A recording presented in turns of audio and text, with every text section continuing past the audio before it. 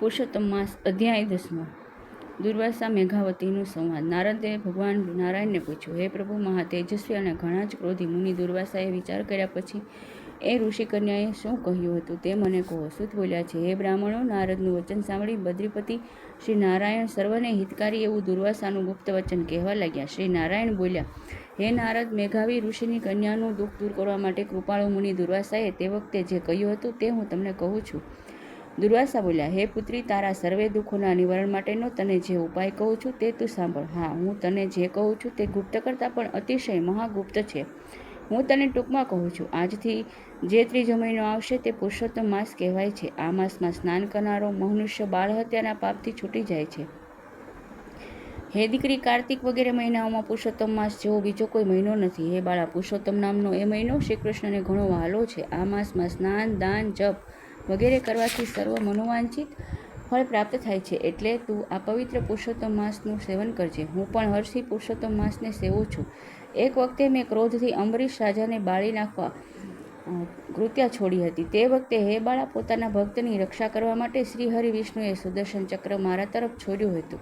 તે વેળાએ મેં સેવેલા પુરુષોત્તમ માસના પ્રભાવથી જ તે ચક્ર પાછું ફર્યું હતું અને મારો બચાવ થયો હતો. માટે હે બાળા, મારી તને સલાહ છે કે તું પુરુષોત્તમ માસનું સેવન કર, જેથી તારા તમામ દુઃખોનું નિરાકરણ થશે. શ્રી કૃષ્ણએ કહ્યું છે કે, હે રાજા યુધિષ્ઠિર, દુર્વાસાનું વચન સાંભળી એ નાદાન બાળાના મનમાં ક્રોધ પેદા થયો અને મુનિ શ્રેષ્ઠને કહેવા લાગી, હે મુનિ, તમારી વાતને હું સ્વીકારી શકતી નથી. આપ અન્ય બીજા શ્રેષ્ઠ દેખાવોનો ત્યાગ કરી પુરુષોત્તમ દેવને કેમ વખાણો છો? આ પૃથ્વી ઉપર સૂર્ય, ચંદ્ર, શિવ, ભવાની, જગદંબા આદિ દેવદેવીઓ મનોવાંછિત ફળ આપનારા અને મનોકામનાને પૂર્ણ કરનારા છે.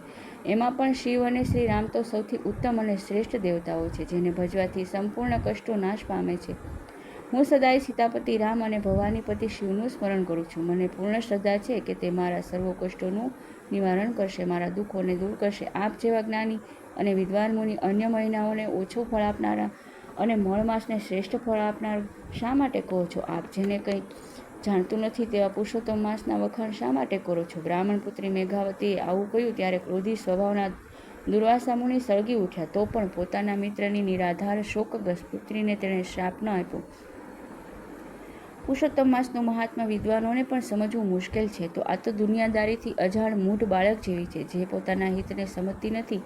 તેથી તે પુરુષોત્તમ માસના પ્રભાવથી સાવ અજાણ છે. આમ સમજી દુર્વાસા મુનિએ મનમાં રહેલા ક્રોધને શાંત કરી લીધો અને સ્વસ્થ થઈ અતિશય વિભોર બનેલી તે બાળાને કહેવા માંડ્યું. દુર્વાસા બોલ્યા છે કે, હે બાળા, તું મારા મિત્રની પુત્રી છે, તેથી તારા પર મને કોઈ જાતનો ક્રોધ નથી. મેં પુરુષોત્તમ માસનો અનાદર કર્યો છે. તેનું ફળ તને આ જન્મમાં કે બીજા જન્મમાં જરૂરથી મળશે. શુભ કે અશુભ જે કંઈ થવાનું હોય છે તેને કોઈ પણ ટાળી શકતું નથી. હું તો બદ્રિકાશ્રમમાં જાઉં છું, તારું કલ્યાણ થાવ. એમ કહી તમોગુણી છતાં મહાતપસ્વી એ દુર્વાસા મુનિ તરત જ જતા રહ્યા છે. અને તે ક્ષણે એ મુનિ પુરુષોત્તમ માસનું અપમાન કરવાથી ઝાંખી પડી ગઈ.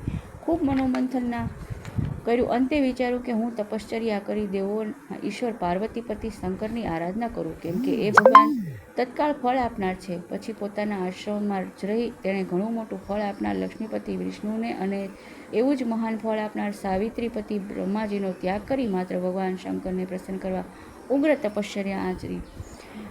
શ્રી બૃહદનારાયણ પુરાણ પુરુષોત્તમ મહાત્મ્યનું દુર્વાસા અને મેઘાવતીનો સંવાદ નામનો 10મો અધ્યાય સંપૂર્ણમ. કૃષ્ણ કનૈયા લાલ કી જય. પૂર્ણ પુરુષોત્તમ ભગવાનની જય.